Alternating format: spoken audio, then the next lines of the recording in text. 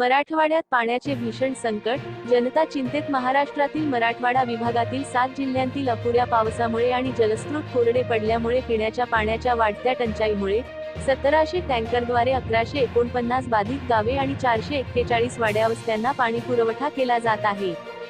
विभागीय आयुक्त कार्यालयाने बुधवारी येथे प्रसिद्ध केलेल्या अहवालात मे 12 पर्यंत 7 जिल्ह्यांतील तहानलेल्या गावांना पाणीपुरवठा करण्यासाठी एकूण 1691 पाण्याचे टँकर कार्यरत असल्याचे सांगण्यात आले आहे।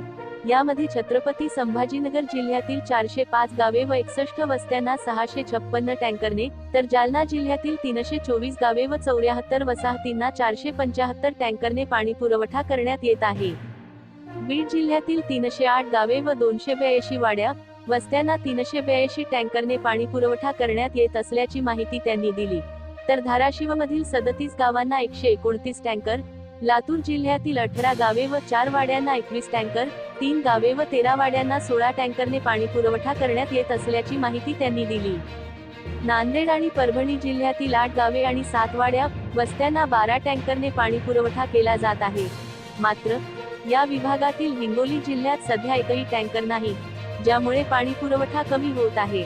दरम्यान अधिकाऱ्यांनी पिण्याच्या पाण्याचे टँकर भरण्यासाठी आतापर्यंत एकूण 2607 विहिरी अधिग्रहित केल्या आहेत, असे अहवालात म्हटले आहे। महाराष्ट्र राज्य प्रमुख कुणाल भानुशाली यांचा अहवाल।